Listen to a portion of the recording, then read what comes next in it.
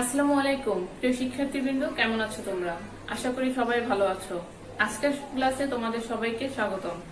আমি মোহাম্মদ আফসানা আক্তার, প্রভাষক পদার্থবিজ্ঞান, গাইবান্ধা সিদ্দিকিয়া ফাজিল মাদ্রাসা। আজকে আমরা আলোচনা করব ডিফারেন্সিয়েশন নিয়ে। ডিফারেন্সিয়েশন শেখার আগে আমাদের কয়েকটা জিনিস জানা খুবই জরুরি, সেগুলো আগে আমরা জেনে নিই। আমাদের প্রথমে যেটা জানতে হবে সেটা হচ্ছে ধ্রুবক।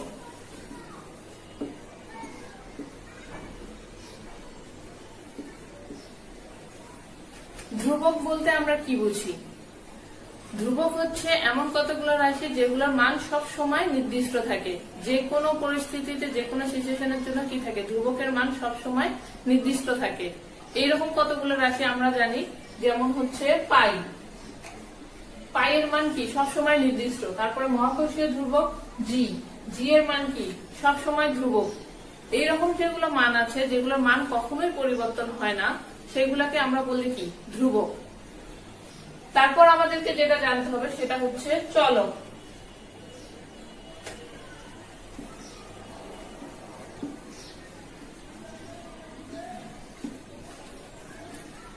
চলক কোন রাশিগুলোকে বলা হয়? চলক বলা হয় যাদের মান পরিবর্তন হয়। যে রাশিগুলোর মান পরিবর্তনশীল সেগুলোকে আমরা কি বলি? চলক বলবো। চলকগুলোকে আমাদের এক্স, ওয়াই, জেড, স্বাভাবিকভাবে আমরা সচরাচর এই রাশিগুলো দ্বারা, এই অক্ষরগুলো দ্বারা আমরা চলকগুলোকে প্রকাশ করে থাকি। চলকগুলোকে কারণ কি? আমরা যদি এক্স এর মান এখানে 1ও দিতে পারবো, এক্স এর মান আমরা 2ও দিতে পারবো, ওয়াই এর মান আমরা 3 দিতে পারবো, তেমনি ভাবে আবার ওয়াই এর মান 4ও দিতে পারবো। এরকম যেগুলোর মান সবসময় পরিবর্তন হয়, যে অর্থাৎ যেগুলোর মান নির্দিষ্ট থাকে না, সেগুলোকে আমরা বলতে পারি কি? চলক। ধ্রুবক সবসময় স্থির থাকবে, সবসময় একটা মানের হবে, কখনোই এটা পরিবর্তন হবে না। আর চলক কি হবে? পরিবর্তনশীল হবে। তারপরে যেটা সম্পর্কে আমাদের জানা দরকার সেটা হচ্ছে ফাংশন।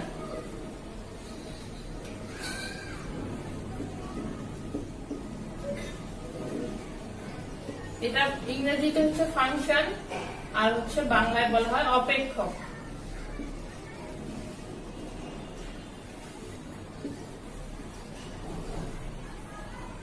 তোমরা গণিতে দেখতে থাকবা যে ফাংশনকে কিভাবে প্রকাশ করা হয়।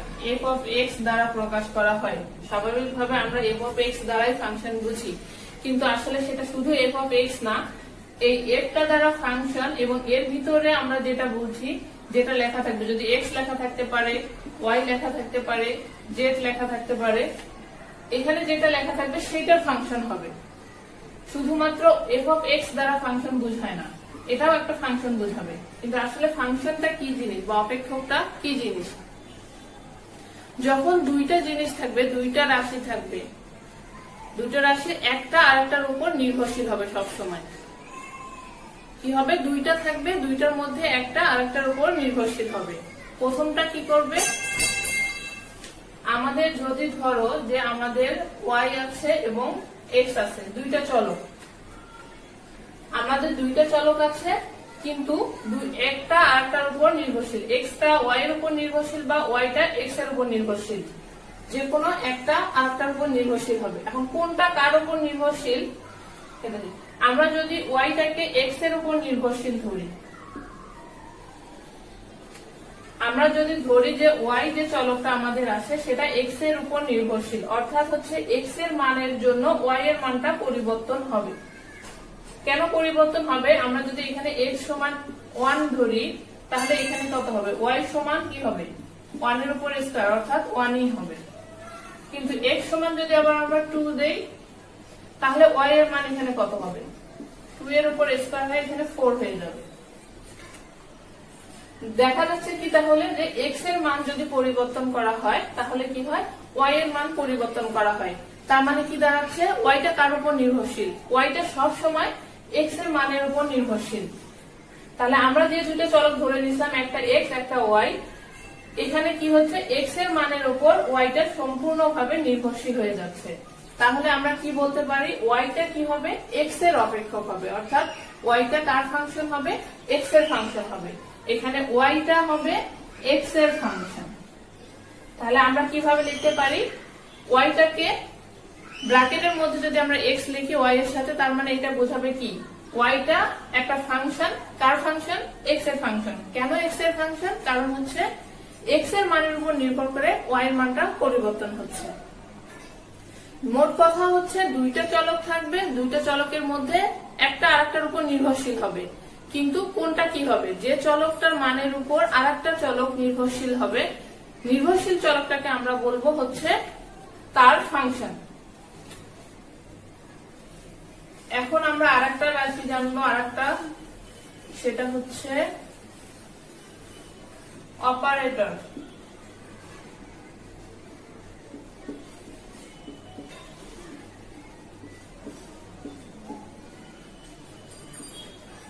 এখন আমরা দেখবো হচ্ছে আর একটা জিনিস, সেটা হচ্ছে অপারেটর। অপারেটর কাকে বলবে, অপারেটর হচ্ছে, অপারেটর মানে কি, আমরা নর্মালি কি বুঝি, অপারেটর কি, পরিচালনা করা, কোনো কিছু যে পরিচালনা করে তাকে কি বলা হয়, অপারেটর। কিন্তু এখানে আমরা ফিজিক্সের অপারেটর বলতে আমরা কি বুঝবো, অপারেটর হচ্ছে এমন কিছু জিনিস যেগুলো নিজস্ব কোনো মান নাই, নিজস্ব কোনো শর্তা নাই, মানে ওরা যখন একা একাই থাকে তখন ওদের কোনো অস্তিত্বই নাই, বলা যায় যে ওরা অস্তিত্বহীন। কিন্তু ওরা যখন অন্য কিছুর সাথে বসে, অন্য কোনো রাশির সাথে বসে, অন্য কিছুর উপর যখন ভর করে, তখন তাদেরকে চেঞ্জ করে দেয়। হচ্ছে রুট। এই রুটটাকে আমরা যদি দেখি, এই রুটটার কোনো মানে আছে, যখন শুধু একটা জায়গায়, কখনো কি কোথাও দেখছো যে এইরকম একটা রুট আছে এবং সেটার কোনো অর্থ আছে, মানে আছে, এই রুটের কোনো মানে নাই। কিন্তু এই রুটটা যখন কোনো একটা সংখ্যার উপর বসে, যদি আমরা 2 দেই, তখনই কি হবে, এর মানটা পরিবর্তন হয়ে যাবে। রুটের ভিতরে 2 দেওয়ার পর কি সমান সমান এটা 2 থাকবে, কখনোই এটা থাকবে না। কারণ কি, রুটের ভিতর 2টা দেওয়ার পরে এর মানটা চেঞ্জ হয়ে যাবে। যদি রুটের ভিতরে 4 থাকে, অর্থাৎ 4টার উপরে 4 একা একা যখন ছিল তখন আমরা শুধুমাত্র 4ই বলতেছি, কিন্তু 4 এর উপর যখন রুট বসবে তখন এটা কি হবে, 4 থেকে এটা 2 হয়ে যাবে। তার মানে কি দাঁড়াচ্ছে, রুট যখন একা একাই থাকতেছে, তার কোনো অস্তিত্ব থাকতেছে না, তার নিজস্ব কোনো মানে থাকতেছে না। কিন্তু সেটা যখন অন্য কোনো কিছুর উপর অবস্থান করতেছে, ভর করতেছে, তখন সেই জিনিসটাকে চেঞ্জ করে দিচ্ছে। এটা হচ্ছে অপারেটর। যেমন হচ্ছে আরো কিছু অপারেটর, যদি ধরো সাইন, কস, যখন আমরা সাইনের সাথে থিটা লিখবো, কসের সাথে থিটা লিখবো, এই থিটাটা দ্বারা কি বোঝায়, থিটাটা দ্বারা বোঝায় কোনো একটা কোণ। কিন্তু থিটা ছাড়া যদি শুধুমাত্র সাইন থাকে, কস থাকে, তার মানে কি এদের কোনো মানে আছে, সাইন বলতে আমরা কি বুঝি, কস বলতে আমরা কি বুঝি, কিছুই বুঝি না। কিন্তু যখন এর মধ্যে সাথে থিটা থাকবে, অর্থাৎ কোণ দেয়া থাকবে, তখন আমরা বুঝবো যে হ্যাঁ, সাইন একটা এটা একটা কোণ বুঝাচ্ছে, দুইটা রেখার মধ্যবর্তী কোণ বুঝাচ্ছে। তার মানে অপারেটর কি দাঁড়াচ্ছে, অপারেটর হচ্ছে এমন কিছু জিনিস যেটা হচ্ছে নিজস্ব কোনো শর্ত থাকবে না, নিজস্ব কোনো মানে থাকবে না, কিন্তু যখন অন্য কোনো রাশির উপর ভর করবে সেটা সেই রাশিটাকে পরিবর্তন করে দিবে, সেটাকে আমরা বলবো কি, অপারেটর। এখন আমরা আর একটা দেখবো জিনিস, সেটা হচ্ছে ঢাল বা নতি।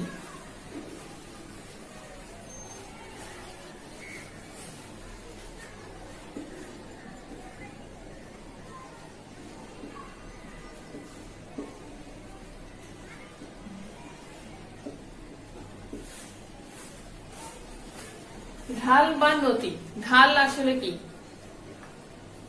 যখন কোনো একটা সরল রেখা যদি থাকে, আমাদের যদি এটা দেখো, একটা যদি আমরা অক্ষরেখা বরাবর বিবেচনা করি, একটা দ্বিমাত্রিক স্থানাঙ্ক ব্যবস্থায়, এটা যদি মূল বিন্দু হয়, এটা হচ্ছে এক্স অক্ষ, এটা হচ্ছে ওয়াই অক্ষ। একটা রেখা যদি এই বরাবরই যায়, অর্থাৎ এক্স অক্ষ বরাবরই যায়, সরল রেখা যেটা থাকতেছে সেটা কি অক্ষ বরাবর আছে, অর্থাৎ সরল রেখার সাথেই আছে, এটা হচ্ছে উন্নতিও নাই, অবনতিও নাই। আমরা ঢাল কাকে বলবো, সমান্তরাল যে রেখাটা আছে আমাদের এক্স অক্ষ বরাবর যেটা আছে, সেটার সাথে সমান্তরালের যে আমাদের রেখা থাকে, সেটা সমান্তরাল রেখার সাথে কতটা উপরের দিকে অথবা কতটা নিচের দিকে আছে, অর্থাৎ রেখাটার উন্নতি হচ্ছে নাকি অবনতি হচ্ছে, এই অবস্থানটাকে আমরা বলবো হচ্ছে ঢাল। একটা রেখা যদি এইখানে যায়, এটা হচ্ছে এক্স অক্ষ বরাবর যাচ্ছে, তার মানে কি সরল রেখাটা এক্স অক্ষ বরাবর সোজাই যাচ্ছে, এটার উন্নতিও নাই অবনতিও নাই। কিন্তু এটা যদি এক্স অক্ষ থেকে উপরের দিকে যায়, এইদিকে যদি যায়, তার মানে কি এটা এক্স অক্ষ থেকে উপরের দিকে উঠে গেছে, এটা মানে হচ্ছে এটার উন্নতি হচ্ছে। এটা যদি এদিকে যায়, আরো একটু উপরের দিকে যায়, তার মানে কি আরো বেশি উন্নতি হচ্ছে। যদি আরো একটু উপরের দিকে যায়, তার মানে আরো বেশি উন্নতি হচ্ছে। এই যে হচ্ছে এক্স অক্ষের সাথে সরলরেখাগুলোর যে উন্নতিটা হচ্ছে, এই মাঝখানে যে কোণটা উৎপন্ন করতেছে, এটা দিয়ে আমরা এটার ঢাল বুঝতে পারবো। কারণ হচ্ছে এক্স অক্ষের সাথে সরলরেখাটা কতটা ডিগ্রিতে বাকি আছে, সেটা দ্বারা আমাদের ঢালটা বোঝা যাবে। আর হচ্ছে যদি আমাদের দেখে বুঝতে চাই, তার মানে কি এটা যখন এক্স অক্ষের সাথে ছিল তখন তার কোনো উন্নতি ছিল না, মানে কোন ওই রেখাটা কোনো ঢাল ছিল না। যখন সে হচ্ছে এক্স অক্ষ থেকে একটু উপরের দিকে যাচ্ছে, তার একটা ঢাল আছে, পজিটিভ ঢাল। তখন আরেকটু উপরে যাচ্ছে, তার আরো একটা পজিটিভ ঢাল আছে। অর্থাৎ হচ্ছে ঢালটা আমরা দেখে কোন দিকে বুঝবো, এক্স অক্ষের সাথে যদি উপরের দিকে যায় তাহলে পজিটিভ ঢাল, আর যদি নিচের দিকে আসে তাহলে নেগেটিভ ঢাল। অর্থাৎ এই বেঁকে যাওয়ার মোট কথা হচ্ছে বেঁকে যে যাচ্ছে, কোন যে উৎপন্ন হচ্ছে, এইভাবে কোন উৎপন্ন করে বেঁকে যাওয়াটাকে আমরা কি বলবো, ঢাল বলবো। ঢালটা বোঝার ক্ষেত্রে দেখো একটা জিনিস বোঝা যেটা দরকার, যে আমরা যদি এক্স ওয়াই অক্ষ বরাবর একটা সরল রেখা দেখি, এটা আমাদের ওয়াই অক্ষ, এটা আমাদের এক্স অক্ষ, এটা আমাদের মূল বিন্দু। একটা রেখা আমাদের এদিক থেকে গেছে। এখন যদি এটা আমাদের মূল বিন্দু, যদি আমরা এখানে একটা পয়েন্ট দেই, এখানে একটা পয়েন্ট দেই, অর্থাৎ এটা কি এখানে এক ঘর যদি চিন্তা করি, এখানে দুই ঘর ধরে নিলাম, এখানে এক ঘর, এখানে হচ্ছে দুই ঘর। এই সরলরেখাটার এইখানে যদি আমরা একটা বিন্দু ধরি, তার মানে কি এখান থেকে এটা যদি আমরা করি, এইদিকে কতটুকু, এটা হচ্ছে এক্স আর এটা হচ্ছে কি ওয়াই। এটা হচ্ছে এক্স এর এক ঘর, এটা হচ্ছে ওয়াই এর এক ঘর।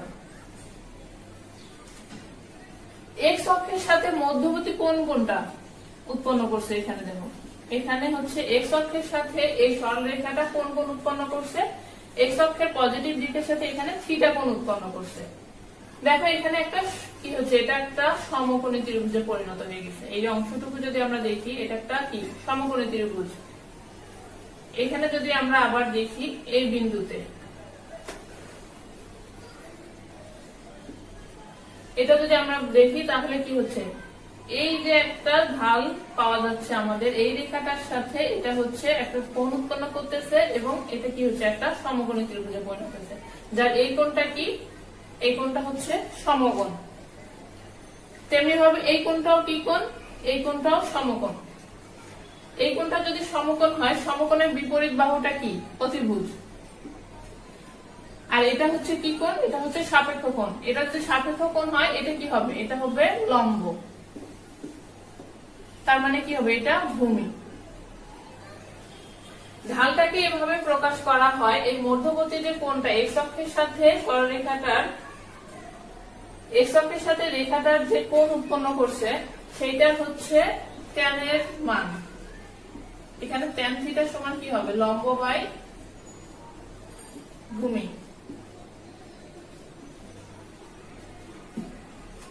যদি আমরা জ্যামিতিক ভাবে প্রকাশ করতে চাই, আমরা তো দেখে বলতেছি কি যে হচ্ছে সরলরেখা থেকে এক্স অক্ষ থেকে রেখাটা যতটুকু উপরে গেছে, আমরা দেখতেছি যে উপরের দিকে গেছে, তার মানে কি এটা পজিটিভ একটা ঢাল আছে। এটা যদি জ্যামিতিক ভাবে প্রকাশ করা যায় কি দিয়ে, এটা জ্যামিতিক ভাবে প্রকাশ করা হয় ট্যান দিয়ে। আর ট্যান থিটা সমান আমরা কি জানি, ট্যান থিটা সমান হচ্ছে লম্ব বাই ভূমি। এখন দেখো এখানে লম্বটা কি,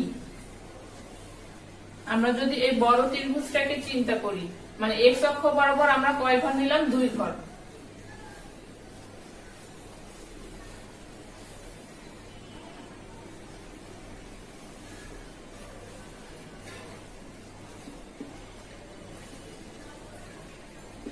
এক্স অক্ষ বরাবর আমরা যদি দুই ঘর নেই, এতটুকু মান, তাহলে ওয়াই অক্ষ বরাবর কতটুকু আমরা পাইলাম, ওয়াই অক্ষ বরাবর এতটুকু পাইছি। এখানে এক্স অক্ষ বরাবরও 2 পাইলাম আমরা, ওয়াই অক্ষ বরাবরও 2 পাইলাম।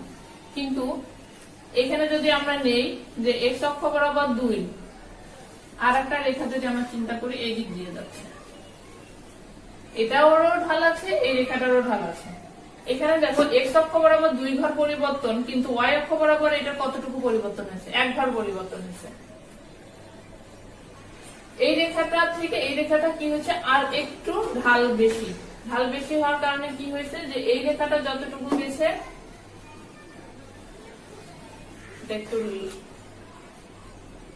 এটা হচ্ছে 1 ঘর, 2 ঘর, এটা 3 ঘর। এক্স এর 2 ঘরের পরিবর্তনের জন্য এই সরলরেখার ক্ষেত্রে ওয়াই এর পরিবর্তন হয়েছে কত ঘর, 1 ঘর। কিন্তু আবার এক্স এর 2 ঘরের পরিবর্তনের জন্যই এই রেখাটার ঢাল কতটুকু পরিবর্তন হচ্ছে, এখানে হচ্ছে 3 ঘর বা 4 ঘর। দেখা যায় এইখানে যদি আমরা আর একটা রেখা চিন্তা করি, এক্স এর 2 ঘরের জন্য এই রেখাটার পরিবর্তন দেখা যাবে যে ধরো যে এখানে 8 ঘর পরিবর্তন হয়েছে বা 6 ঘর পরিবর্তন হয়েছে। তাহলে দাঁড়াচ্ছে কি, যে রেখাটার ঢাল বেশি, দেখো ওয়াই এর পরিবর্তনটা বেশি, তার এখানে এক্স এর মান 2 আছে। এই সরলরেখার জন্য পরিবর্তন 1, এই সরলরেখার জন্য পরিবর্তন হচ্ছে 3, আবার এই সরলরেখার জন্য পরিবর্তন হচ্ছে 6। কিন্তু এক্স এর পরিবর্তন কত, এক্স এর পরিবর্তন 2, ওয়াই এর পরিবর্তনটা কি হচ্ছে, বাড়ে যাচ্ছে। আপাত দৃষ্টিতে যখন আমরা দেখতেছি, দেখার ক্ষেত্রে কি দেখা যাচ্ছে, এই রেখাটার ঢাল বেশি। কারণ কি হচ্ছে, এক্স এর সাথে এটা অনেক বেশি খারাপ অবস্থায় আছে, উপরের দিকে আছে। উপরের দিকে যদি বাঁকা হয়ে বেশি থাকে তার মানে কি, ঢাল বেশি, ঢাল বেশি। এবং এখানে কি আমরা দেখতে পাচ্ছি, ওয়াই এর পরিবর্তনটাও বেশি। তার মানে হচ্ছে ঢাল যার বেশি হবে তার ওয়াই এর পরিবর্তনও বেশি হবে। ওয়াই এর পরিবর্তন যদি বেশি হয় তাহলে তার ঢাল বেশি হবে। আর এই পরিবর্তনটাকে আমরা কি দিয়ে প্রকাশ করি, এখানে যদি আমাদের এটা যদি আমরা ধরি 1 অবস্থানে যদি আমরা x1 ধরি, এটা হচ্ছে x2। এই পরিবর্তন আমরা এই এতটুকুর পরিবর্তন যদি আমরা বের করতে চাই, এতটুকুকে আমরা পরিবর্তনটাকে আমরা কি লিখতে পারি, x2 বিয়োগ x1 লিখতে পারি। তার মানে কি, এইখান থেকে এই পর্যন্ত x2 এবং এইখান থেকে এই পর্যন্ত x1, মানে পরিবর্তন তাহলে কতটুকু হচ্ছে, এতটুকু। এবং এই পরিবর্তনটাকে প্রকাশ করা হবে কি দিয়ে, ডেল এক্স দ্বারা প্রকাশ করা হবে। এক্স এর যে পরিবর্তন সেটাকে আমরা কি দ্বারা প্রকাশ করতেছি, ডেল এক্স। এই ত্রিভুজ যে চিহ্নটা, ত্রিভুজের মতো যেটা পাবা তোমরা এখানে করতে, এটা আসলে ত্রিভুজ না, এটাকে বলা হবে ডেল। তাহলে আমরা পরিবর্তনটাকে কি দিয়ে প্রকাশ করতেছি, পরিবর্তনটা হচ্ছে ডেল এক্স। ওয়াই এর তেমনি পরিবর্তনটাকে আমরা কি বলবো, ওয়াই এর পরিবর্তনটা হবে ডেল ওয়াই। তাহলে এক্স এর যে এক্স এর দিকে যে পরিবর্তন সেটাকে আমরা বলবো ডেল এক্স, ওয়াই এর দিকে যেটা পরিবর্তন সেটাকে আমরা বলবো ডেল ওয়াই। এখানে যে আমাদের আছে এক্সটা কি ভূমি আর ওয়াইটা কি, ওয়াইটা হচ্ছে লম্ব। তার মানে হচ্ছে কি ভূমির লম্বর পরিবর্তন আর ভূমির পরিবর্তন। তাহলে আমরা এখানে tan থিটা সমান কি লিখতে পারি, tan থিটা সমান লিখতে পারি আমরা হচ্ছে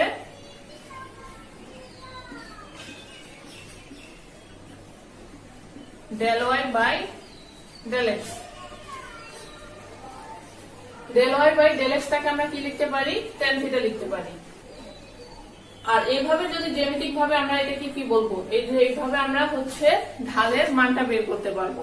অর্থাৎ আমরা যদি এক্স এর পরিবর্তন জানি, ওয়াই এর পরিবর্তন জানি, তাহলে আমরা তার tan থিটা করে আমরা হচ্ছে তার সেই রেখাটার ঢাল বের করে নিতে পারবো। এতক্ষণ আমরা যেটা দেখলাম সেটা কি, এক্স এর পরিবর্তন দেখলাম আমরা, ওয়াই এর পরিবর্তন। এখন এই পরিবর্তনটা কিরকম হতে পারে, পরিবর্তন 2 ধরনের হয়, এভারেজ পরিবর্তন হতে পারে এবং তাৎক্ষণিক পরিবর্তন হতে পারে। আমরা যেটা দেখলাম হচ্ছে del y by del x, অর্থাৎ হচ্ছে এক্স এর সাপেক্ষে ওয়াই এর পরিবর্তন, এক্স এর সাপেক্ষে ওয়াই এর পরিবর্তন। এই টার্মটাকে আমরা বলবো হচ্ছে এভারেজ পরিবর্তন। কারণ হচ্ছে এখানে বড় একটা পরিবর্তন নিয়ে আমরা পাইছিলাম কি, এক্স এর 2 ঘরের জন্য একটা পরিবর্তন এবং এক্স এর 2 ঘরের জন্য ওয়াই এর একটা বড় একটা পরিবর্তন, 6 ঘর বা 7 ঘর এরকম একটা পরিবর্তন।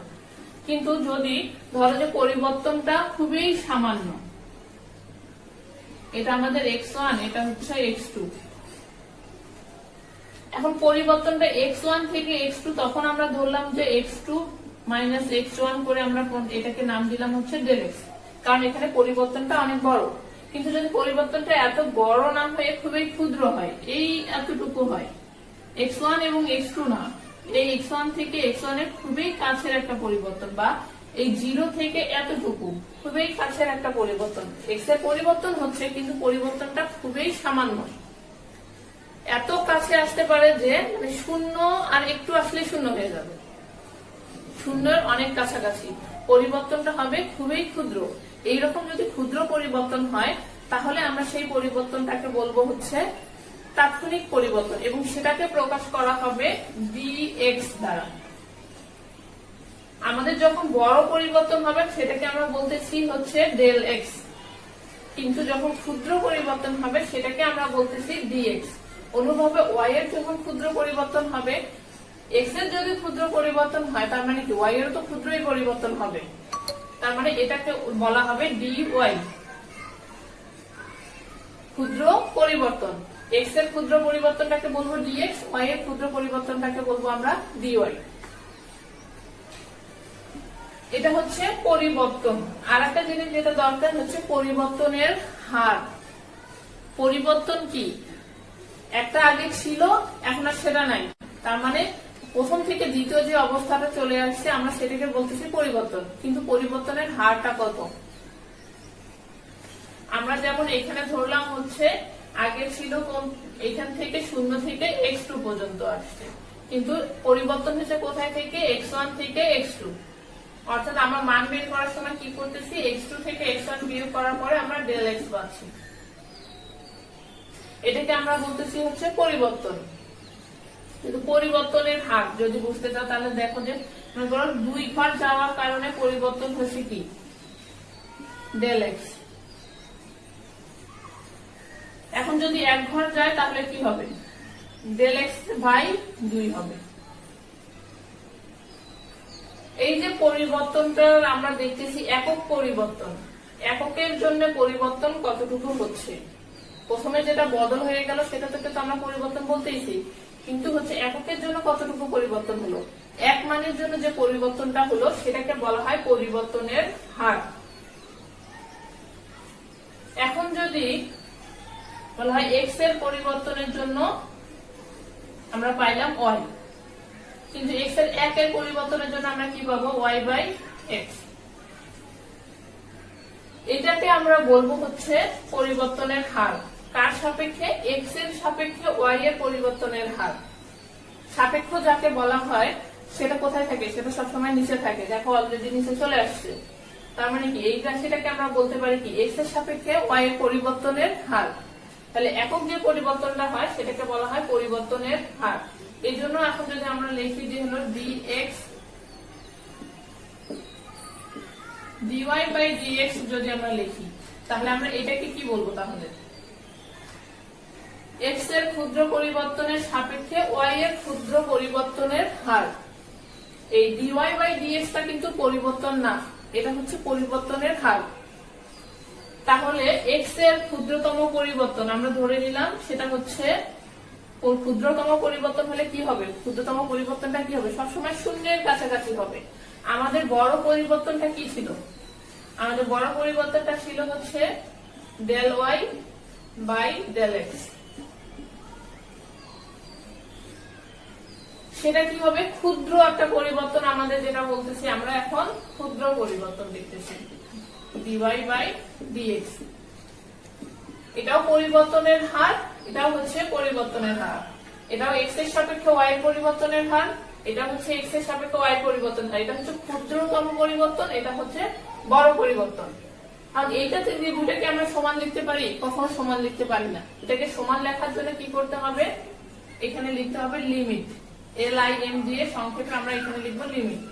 এবং এই ডেল x যার সাপেক্ষে পরিবর্তন, পরিবর্তনটা কি খুবই ক্ষুদ্র, অর্থাৎ এই ডেল x আর এই তীর চিহ্নটা দিয়ে বোঝানো হয় টেন্ডস টু, এটাকে উচ্চারণ করা হয় টেন্ডস টু।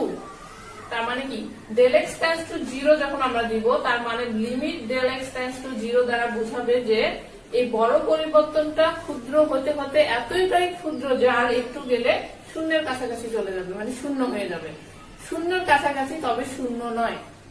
এই পরিবর্তনটাকে তখন আমরা লিখতে পারি যে এইটা সমান সমান লিখতে পারি আমরা ডিওয়াই বাই ডিএক্স। তার মানে dy by dx equal to হবে হচ্ছে limit del x tends to 0, এখানে হবে del y del x। dy by dx এখানে বলা যাবে না, আমরা নরমালি যদি বলতে যাই এটাকে আমরা কি বলবো, dy by dx, কিন্তু এটা আমরা এখানে বলবো না। কেন বলবো না? কারণ এই টার্মটাকেই বলা হয় ডিফারেন্সিয়েশন বা অন্তরীকরণ বা ব্যবকলন। এটা তিনটা নাম, ডিফারেন্সিয়েশন, অন্তরীকরণ বা ব্যবকলন। যখন x এর সাপেক্ষে y এর খুব ক্ষুদ্রতম পরিবর্তন হয়, x এর সাপেক্ষে y এর ক্ষুদ্রতম পরিবর্তনের হারটাকেই বলা হয় ব্যবকলন, অন্তরীকরণ বা ডিফারেন্সিয়েশন। তার মানে আমাদের অন্তরীকরণকে আমরা প্রকাশ করব কি দিয়ে? আমরা এতক্ষণ যা পড়লাম সেখান থেকে দেখলাম হচ্ছে ক্ষুদ্রতম পরিবর্তনের হারটা কি, x এর সাপেক্ষে y এর ক্ষুদ্রতম পরিবর্তনের হারটাকে আমরা বলতেছি কি dy বাই dx। কিন্তু এখানে আর বাই বলা যাবে না, এটা হচ্ছে dy dx বা d dx of y, d dx of y। কারণ ওয়াইটা কি, এখানে ওয়াইটা হচ্ছে এক্স এর ফাংশন। প্রথমে আমরা কি শিখলাম ফাংশন থেকে, ওয়াইটা কার ফাংশন, ওয়াইটা এক্স এর ফাংশন, এবং হচ্ছে এখানে পরিবর্তন কার সাপেক্ষে হচ্ছে, এক্স এর ক্ষুদ্রতম পরিবর্তনের জন্য ওয়াইটা পরিবর্তন হচ্ছে, তার মানে ওয়াইটা অবশ্যই এখানে এক্স এর ফাংশন। এজন্য আমরা এটাকে পড়তে পারি কিভাবে, d dx of y। এটাকে এভাবে লেখা হয়, উপরে dy নিচে dx। এটা হচ্ছে ডিফারেন্সিয়েশন বা অন্তরীকরণ। এর নির্দিষ্ট কিছু নিয়ম আছে। যদি ধরো যে y সমান আমরা x স্কয়ার লিখি বা y সমান আমরা x কিউব লিখি, এটা দ্বারা কি বোঝায়? এটা দ্বারা বোঝায় হচ্ছে x এর মানের পরিবর্তনের ফলে y এর মানটা কি হচ্ছে, পরিবর্তন হয়ে যাচ্ছে। এখানে যদি x এর মান x সমান 1 হয় তাহলে এখানে y সমান 1 হবে, কিন্তু x সমান যদি 2 হয় তাহলে এখানে y সমান কত হবে, y সমান হবে 4। আর এখানে কত হবে, এখানে y সমান হবে কি, এখানে যদি x সমান 2 হয় তাহলে y সমান হবে 8। অর্থাৎ x এর পরিবর্তনের জন্য y তো পরিবর্তন হচ্ছেই। এটাকে হচ্ছে তাহলে আমরা বলতে পারি কি x টা y এর ফাংশন, আর পরিবর্তন যখন ক্ষুদ্র হবে এই x এর সাথে y এর ক্ষুদ্রতম পরিবর্তনটাকে আমরা বলবো কি, অন্তরীকরণ বা ব্যবকলন। এখানে আমরা যদি এখন y সমান x স্কয়ারটাকে আমরা করতে চাই অন্তরীকরণ দিয়ে, আমরা যদি এখন লিখি তাহলে কি d dx of y, তার মানে কি d dx y এর পরিবর্তে আমরা কি লিখতে পারি এখানে x স্কয়ার। এইটাকে আমরা অন্তরীকরণ কিভাবে করব? তোমাদের গণিতে একটা পার্ট আছে ক্যালকুলাস, ক্যালকুলাসের বিস্তারিত দেয়া আছে। তোমরা যখন ক্যালকুলাস করবা ক্যালকুলাসের বিস্তারিত জানতে পারবা। এখন আমাদের ফিজিক্স পড়ার জন্য যতটুকু জানা দরকার, এর জন্য কতগুলো নিয়ম আছে বা সূত্র আছে যেগুলো তোমাদের বইয়ে দেয়া আছে, খুব কয়েকটা জিনিস দেয়া আছে। তোমাদের ক্যালকুলাস ভালো করে যদি পড়ো তাহলে এই জিনিসগুলো খুব বিস্তারিত ভাবে এমনিতেই জানা হয়ে যাবে।